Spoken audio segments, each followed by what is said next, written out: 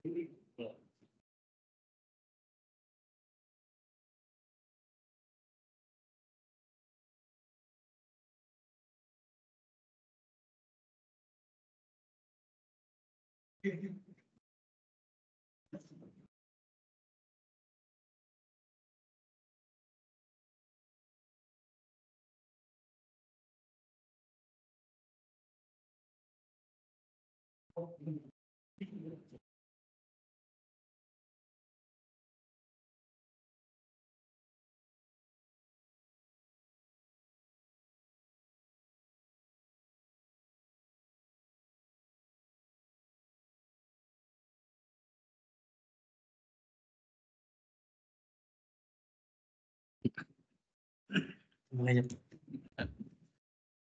Assalamualaikum warahmatullahi wabarakatuh. Alhamdulillah, nahmaduhu wa nasta'inuhu wa nastaghfiruh wa na'udzu billahi min shururi anfusina wa sayyiati a'malina. Man yahdihillahu fala mudilla lahu wa man yudlil fala hadiya lahu. Asyhadu an la ilaha illallah wahdahu la syarika lah wa asyhadu anna Muhammadan abduhu wa rasuluhu la nabiyya wa la rasula ba'dah. Ya ayyuhalladzina amanu taqullaha haqqa tuqatih wa la tamutunna illa wa antum muslimun. Ya ayyuhan nasu taqu rabbakumul ladzi khalaqakum min nafsin wahidah wa khalaqa minha zawjaha wa bassa minhuma rijalan katsiran wa nisaa'a wattaqullaha alladzi tasaaluna bihi wal arham innallaha kana 'alaikum raqiba. Ya ayyuhalladzina amanu taqullaha wa qulu qawlan sadida yuslih lakum a'malakum wa yaghfir lakum dhunubakum wa may yuti'illaha wa rasulahu faqad faza fawzan 'aziman. Allahumma shalli ala Muhammad wa ala alihi wa sahbihi wa man tabi'ahum bi ihsanin ila yaumiddin wa sallama tasliman katsira tsumma amma ba'd. Jamaah sekalian rahimani wa rahimakumullah yang semoga dirahmati oleh Allah Azza wa Jalla. Alhamdulillah kita bertemu kembali dan masih diberikan kesempatan oleh Allah Subhanahu wa taala. Dan sungguh jamaah sekalian rahimani wa rahimakumullah, kesempatan ini nikmat yang sangat besar. Nikmat yang besar yang diberikan oleh Allah Azza wa Jalla. Nikmat yang disesali oleh orang-orang yang sudah mendahului kita. Nikmat yang sungguh mereka bersedih karena tidak diberikan nikmat ini, yaitu nikmat kesempatan. Sebagaimana Allah gambarkan dalam surah Al-Munafiqun, fayaqulu rabbi laula akhartani ila ajalin qarib fa asaddaqu wa akum minas salihin. Ketika kematian itu datang, maka mereka mengatakan, kita ini manusia mengatakan ketika kematian itu datang, rabbi laula akhartani, Rabbku wahai Allah Subhanahu wa taala, tidakkah engkau tangguhkan kematianku barang sebentar saja. Kita minta kepada Allah Subhanahu wa taala diberikan kesempatan. Diberikan kesempatan sebentar saja. Untuk apa? Fa'asaddaqa wa akum minas salihin. Aku ingin bersedekah, aku ingin menjadi orang soleh, aku ingin bertaubat, aku ingin sholat, aku ingin zikir, aku ingin melakukan kebaikan-kebaikan, kesalehan-kesalehan tersebut. Tetapi wala yu'akhirullahu nafsan idza jaa ajaluha. Akan tetapi Allah tidak akan mengakhirkan ketika kematian itu datang. Ya. Maka jamaah sekalian rahimani wa rahimakumullah, teruslah kita syukuri nikmat al-faragh ini, nikmat kesempatan yang Allah berikan untuk kita, karena hidup kita ini sementara di dunia ini. Sebagaimana yang sering kita baca, ka'annahum yawma yarawnaha lam yalbas illa 'ashiyatan aw duhaha. Ka'annahum, seakan-akan mereka manusia, kita ini manusia. Yauma yarawnaha, ketika melihat hari itu, hari kiamat. Di hari melihat hari kiamat. Lam yalbasu illa asyiyatan aw duhaha, tidaklah mereka manusia, tidaklah kita ini manusia merasa tinggal di dunia ini illa asyiyatan aw duhaha, kecuali hanya sore sebentar, waktu duha pagi sebentar, tidak sehari pun hidup kita itu. Itu kata Allah. Dalam ayat yang lain pun, inna yawman inda rabbika ka'alfi sanati mimma ta'uddun, sesungguhnya sehari di sisi Rabbmu, di sisi Allah Subhanahu wa taala seperti 1000 tahun. Mimma ta'uddun, dari apa yang engkau hitung di dunia itu 1000 tahun, di sana hanya 1 hari. Maka sungguh kesempatan yang sebentar ini mari kita manfaatkan. Ya. Yang semoga kita pun dipertemukan dengan Ramadan, ya, yang di dalamnya keutamaan yang sangat besar, dan di antaranya juga ada Lailatul Qadar. Ya, itu di antara kehadiran Allah Subhanahu wa taala. Di zaman dahulu orang-orang itu usianya panjang. Nabi Nuh itu 900 tahun lebih usianya. Ya. Maka di zaman itu ada seorang nenek menangisi cucunya yang umurnya kira-kira 200 tahunan. Ia menangis, wahai cucuku, kenapa engkau meninggal muda? Padahal kalau kita 200 tahun, Masya Allah, tua sekali, mungkin tidak ada yang hidup segitu. Maka nenek ini ditanya, wahai nenek, bagaimana kalau ada suatu kaum yang umurnya tidak lebih dari 100 tahun?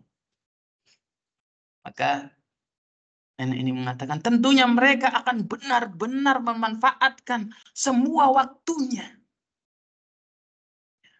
Akan tetapi ternyata kita ini yang alami, ya, kadang-kadang kita sia-siakan waktu kita. Dan jamaah sekalian rahimani wa rahimakumullah, pada kali ini kita akan bahas tentang qiyam atau salat tarawih. Salat tarawih yang masih berhubungan dengan puasa.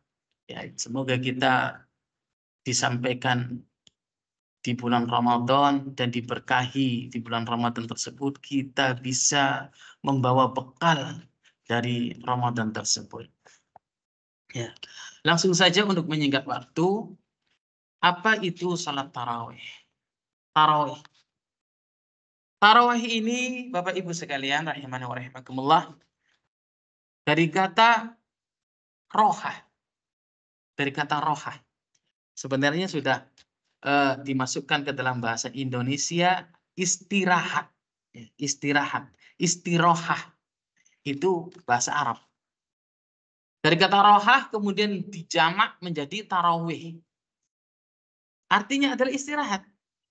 Artinya adalah istirahat. Dan kenapa sholat ini disebut dengan sholat tarawih? Ya. Kenapa? Ya. Karena manusia yang sholat tarawih itu, kaum muslimin yang sholat tarawih itu, mereka istirahat. Setiap kali 4 rakaat, karena panjangnya rukuknya, sujudnya, bacaannya, istirahat. Ya. 1 kali. Kemudian 4 rakaat lagi, istirahat lagi. Ya. Kemudian baru witir. Di situ diperbanyak istirahat, maka disebut dengan salat tarawih. Itu pengertian secara bahasa. Adapun pengertian secara istilah adalah qiyamul lail fi Ramadan, yaitu kita qiyam lail, ya, menghidupkan malam di bulan Ramadan, itu tarawih. Kemudian jamaah sekalian rahimani wa rahimakumullah, bagaimana sih sejarahnya tarawih ini? Ya. Maka kita sedikit runtut, ya. Salat tarawih ini dari zaman Nabi Shallallahu Alaihi Wasallam. Dari zaman Nabi Shallallahu Alaihi Wasallam yang perlu kita ketahui, qiyamul lail atau tarawih ini Rasulullah Shallallahu Alaihi Wasallam, bagaimana dalam hadis Nu'man bin Bishr, beliau menyebutkan Rasulullah Shallallahu Alaihi Wasallam sholat bersama kami, sholat tarawih itu pada malam 23. Pada malam 23. Kemudian beliau sholat sampai sepertiga malam. Sampai sepertiga malam. Kemudian beliau pun sholat pada malam 25 bersama kami. Ya, berarti diloncat ya, 26-nya tidak bersama para sahabat. Sholat bersama kami sampai sepertengah malam. Dan pada malam yang ke-27, ya, Rasulullah Shallallahu Alaihi Wasallam salat bersama kami sampai hampir subuh, ya, sampai hampir subuh, sampai kami takut tidak kebagian makan sahur, artinya waktu makan sahur. Masya Allah. Ya, dari habis isya ya sampai mau subuh. Ya. Itu pada zaman Nabi Shallallahu Alaihi Wasallam. Ya. Jadi begitu pula diriwayatkan oleh Abu Darda dan Aisyah radhiyallahu anha, walaupun pada riwayat lain tidak disebutkan malam berapanya, akan tetapi Rasul Shallallahu Alaihi Wasallam melakukan salat tarawih itu kira-kira 2 atau 3 malam bersama para sahabatnya, berjamaah, ya, berjamaahnya, ya, 2 atau 3 malam begitu. Kemudian jamaah sekalian, rahimani wa rahimakumullah, Rasul Shallallahu Alaihi Wasallam pun pada malam berikutnya beliau tidak keluar bersama sahabatnya sholat. Artinya beliau ketika sudah malam 27 itu setelahnya tidak keluar lagi.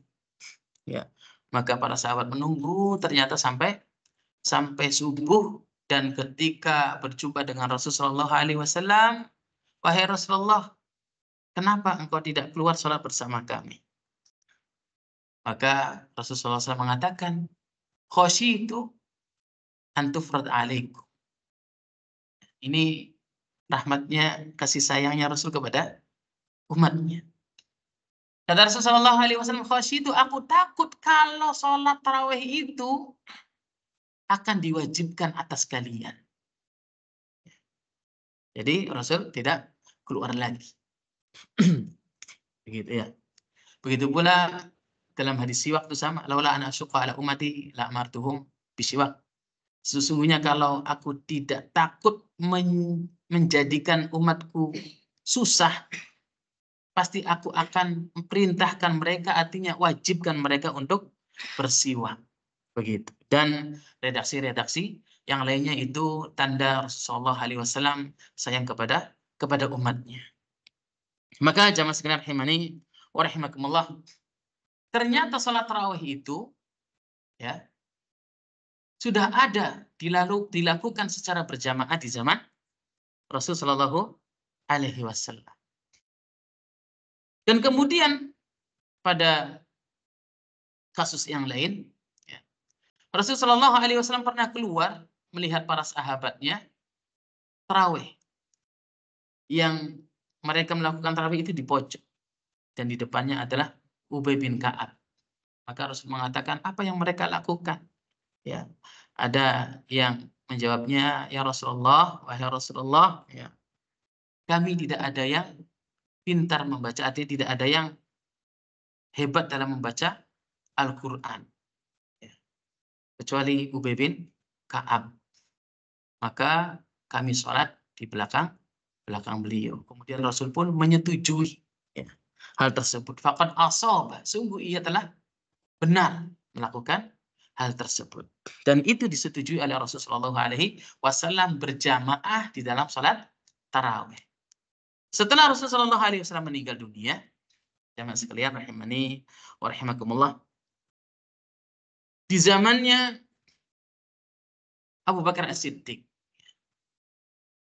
radhiyallahu anhu, para sahabat itu mereka melakukan tarawih sendiri-sendiri. Ada yang sendiri, ada yang berjamaah, ada yang adna min rohtin, ada yang kurang daripada 10. Artinya berkelompok-kelompok. Ada yang di sini, ada yang di sini. Seperti itu. Dan itu terus terjadi. Sampai di awal-awal zamannya Umar ibn Khattab radhiyallahu anhu. Kemudian Ali ibn Abi Thalib mengusulkan kepada Umar ibn Khattab agar mengumpulkan manusia menjadi satu saja salat tarawihnya itu. Jadi satu saja. Jangan berpencar-pencar. Jangan berkelompok-kelompok. Maka kemudian Umar ibn Khattab di suatu hari yang ia memilih qori. Qori itu orang yang pintar baca Al-Quran seperti Ubay bin Ka'ab dan yang lain-lainnya agar mengimami. Yang mengimami, kemudian datanglah Umar ibn Khattab ini melihat mereka berjamaah jadi satu. Ya. Beliau mengatakan nikmah bid'ah hadis. Ini awal dan perkataan Umar yang menjadi kadang-kadang dalil mereka. Sebaik-baiknya hal yang baru tuh ini. Itu kata Umar ibn Khattab. Maka setelah itu, setelah Umar ibn Khattab memerintahkan mereka berjamaah jadi satu, maka kemudian sunnah itu sampai kepada kita hari ini. Seperti itu. Ya. Walaupun Umar ibn Khattab mengatakan ketika itu ya mereka sangat bagus sekali melakukan sholat berjamaah. Dan barang siapa yang menunggu sepertiga malam, maka lebih baik. Kata beliau. Ya. Dan sunnah itu sampai kita rasakan sekarang ini. Dan jamaah sekalian rahimani wa rahimakumullah, itu pun sunnah yang bisa kita ambil. Kenapa? Karena dalilnya kata Rasulullah SAW yang agar kita ini berpegang teguh. Alaikum bisunnati wa sunnatil khulafa'ir rasyidina min ba'di. Atas kalian wajib berpegang kepada sunnahku, sunnah Nabi, dan sunnah khulafa'ir rasyidin setelah sunnahnya Abu Bakar, Umar, Utsman, Ali. Itu menjadi hal yang agar kita berpegang kepada sunnah mereka. Ya. Dan jamaah sekalian, rahimani wa rahimakumullah, ya. Ketika di zaman Umar itu, ya Ubay bin Ka'ab, insya Allah beliau orang yang pandai membaca Al-Quran, hafiz Al-Quran, dan banyak para sahabat yang hafiz Al-Quran, akan tetapi mereka bertingkat-tingkat. Ada yang hafiz Al-Quran tetapi bacaannya biasa saja, begitu. Ya. Dan di ketika itu, beliau membaca ratusan ayat. Kejadiannya pun sama. Yaitu ketika kami sholat di belakang Ubay bin Ka'ab, sebelum ditegur oleh Umar ibn Khattab, dari habis Isya itu, sampai hampir subuh. Sampai kami takut tidak kebagian waktu sahur. Itu di zaman Umar ibn Khattab. Kemudian Umar ibn Khattab pun memberikan perintah bahwasanya bacalah bacaan ayatnya kira-kira 30-an, 25 ayatan begitu. Ya, jangan terlalu banyak yang dimana harus melihat keadaan jamaahnya. Seperti itu. Mungkin itu sedikit gambaran tentang bagaimana sholat tarawih di zaman Nabi Shallallahu Alaihi Wasallam, zaman para sahabatnya, begitu. Ya, mungkin ada yang perlu disampaikan atau ditanyakan tentang hal-hal tersebut, belum diteruskan, ya, enggak Pak, karena waktunya juga kelihatannya cepat sekali. Sudah menjawab. Enggak Pak, pakai mic Pak.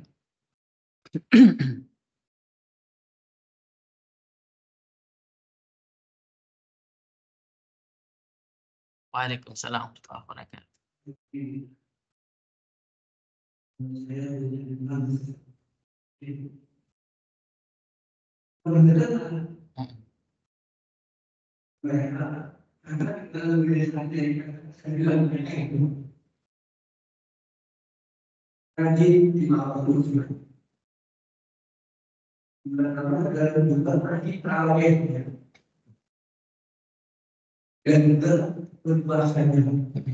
Tapi orang ya, namun saya tahu lagi mengakui juga. Selama ini mereka tidak pernah bilang tentang soal Tuhan. Malah merasakannya. Orang itu apa pernah juga saya juga ulama yang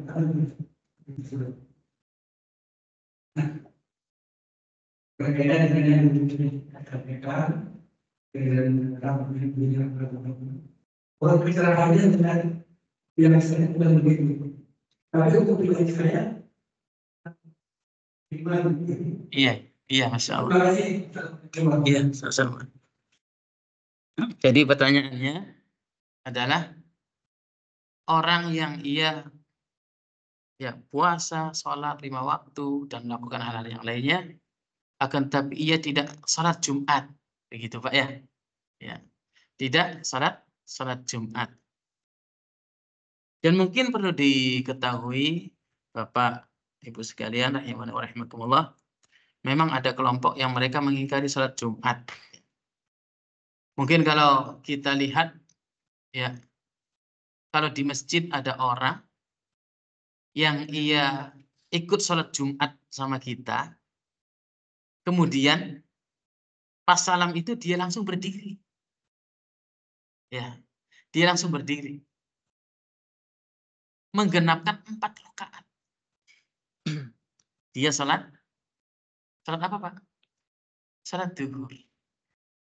Dia mengingkari adanya sholat Jumat. Ya. Dan mereka itu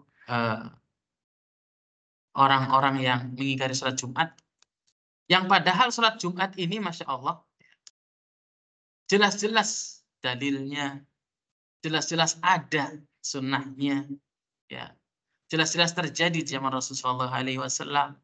Dalilnya pun banyak, begitu. Bahkan para ulama mengatakan orang yang meninggalkan sholat Jumat 3 kali secara sengaja, dia bisa dihukumi murtad, begitu. Ya, itu yang pertama. Kemudian yang kedua, orang yang seperti ini tentunya ya kita perlu telisik. Barangkali dia tidak mengerti tentang hukum sholat Jumat. Ya. Tidak mengerti tentang hukum sholat Jumat, disangkanya tidak wajib mungkin, disangkanya sunnah dan sebagainya. Ya. Maka perlu ditelisik dan perlu kita terangkan. Bahkan tentang ancaman-ancamannya. Orang yang meninggalkan Jumat begini dan seterusnya. Perlu diterangkan. Begitu. Dan kedua, kalaupun misalkan ia terkena syubhat kelompok tadi, orang-orang Syiah yang mengingkari sholat Jumat itu, ya, maka perlu kita terangkan. Perlu kita terangkan dengan sebaik-baiknya, wajadilhum billati ahsan, ya. Kalau memang sudah mengakar pada dirinya tentang akidah tersebut yang sehingga mengingkari Jumat, maka kita pun pertama kita berbekal dengan ilmu agar diri kita menjadi orang yang hilang kebodohannya, ya, dan menghilangkan kebodohan orang lain. Kita harus belajar mendalami tentang ilmu tersebut. Yang kemudian jamaah sekalian rahimani wa rahimakumullah, semoga teman kita ini, orang yang dekat dengan kita ini menjadi orang yang sadar, ya. Kita kasih nasihat, kita kasih tahu tentang ilmunya, tentang bagaimana para ulama menerangkannya dan seterusnya, yang semoga itu menjadikan ia sadar dan kembali dan melaksanakan salat Jumat. Ya. Yang ditakutkan bahwasanya tidak hanya salat Jumatnya saja. Ya. Orang yang tidak melakukan salat Jumat ini, akan tetapi ada akidah lain yang ternyata terpapar yang itu bukan akidah Ahlussunnah wal Jamaah. Ahlussunnah wal Jamaah pasti melakukan salat Jumat. Ya. pasti melakukan salat Jumat. Ya.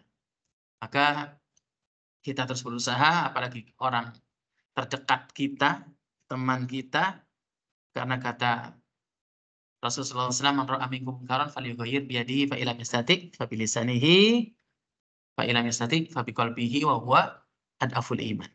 Kalau melihat kemungkaran, maka ini kemungkaran melihat teman kita tidak salat Jumat. Maka hendaknya dirubah dengan tangan. Kalau kita punya kekuasaan. Ya. Punya kekuasaan. Kalau tidak mampu fabilisanihi, dengan lisan kita nasihati sebisa kita. Begitu. Kalau tidak mampu lagi, minimalnya hati itu mengingkari hal tersebut. Bahwa ad'aful iman, dan itu selemah-lemahnya iman. Ya. Mungkin itu yang bisa dijawab. Ya. Wallahu a'lam bishawab.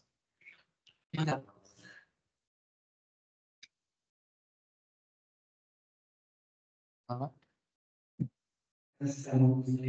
Melihat hatinya itu, padahal iman mati dalam sini, tapi sudah mencoba melalui.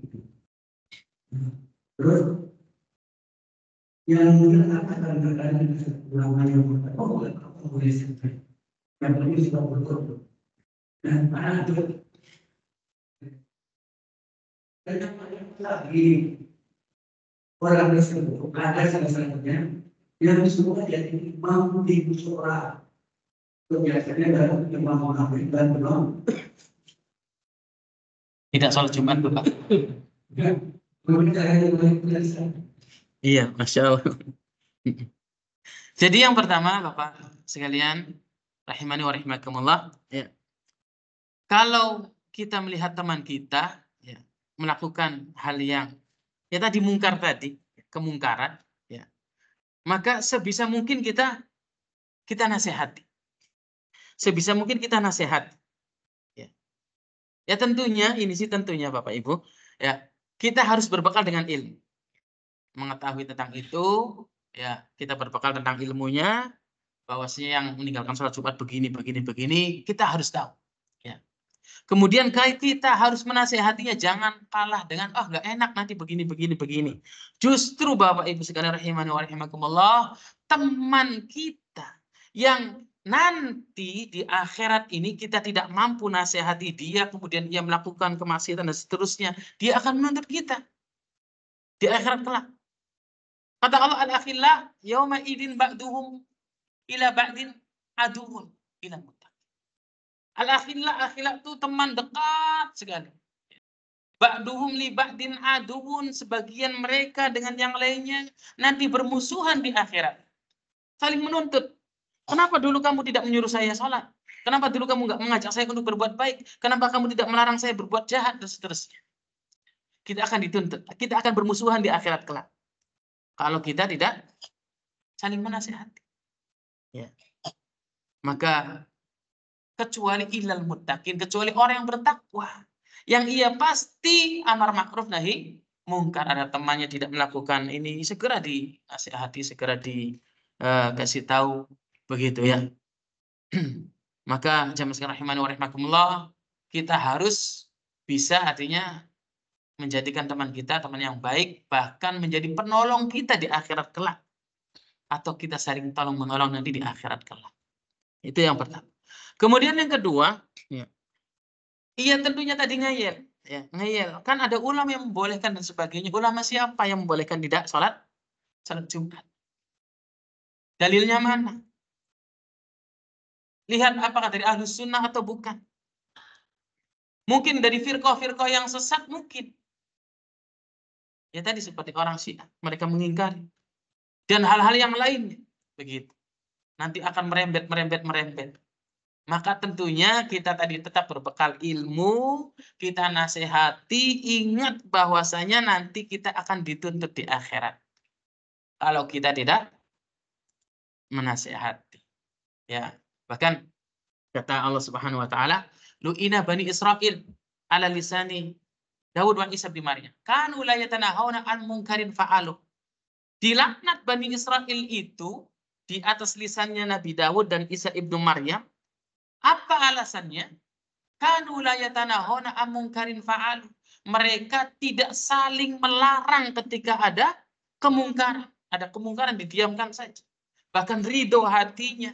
Maka dilaknat semuanya yang melakukannya dan tidak melakukannya. Begitu.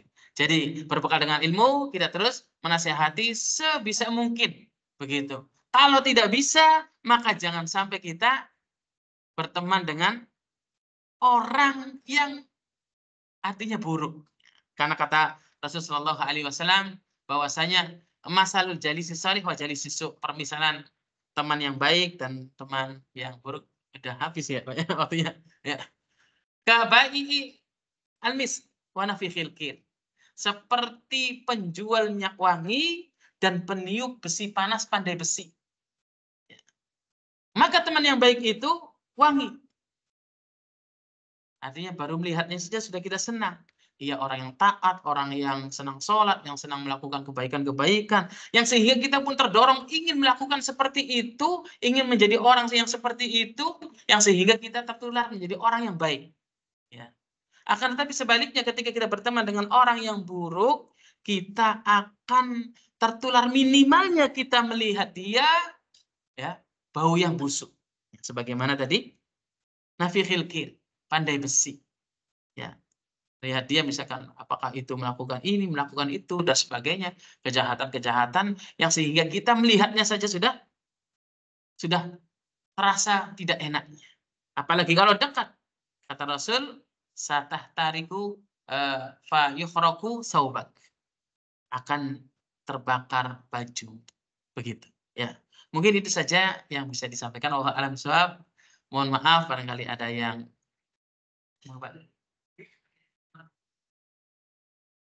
ya, kalau yang suka jadi imam, Pak, kalau bisa cari imam yang lain.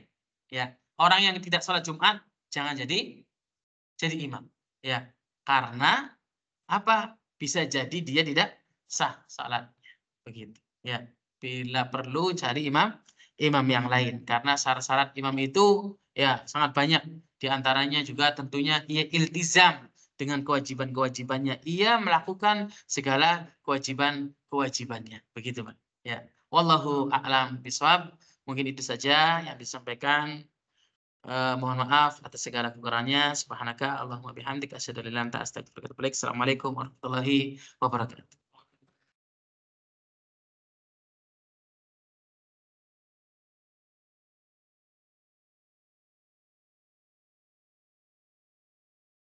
Enggak, Pak. Hanya Ya, Pak. itu soalnya dia sendiri yang ngebangun musolahnya. Ya, Pak. Sangat kuat pengaruhnya. Saya sendiri suka mengingatkan pada makmum, udah jangan sholat di sini.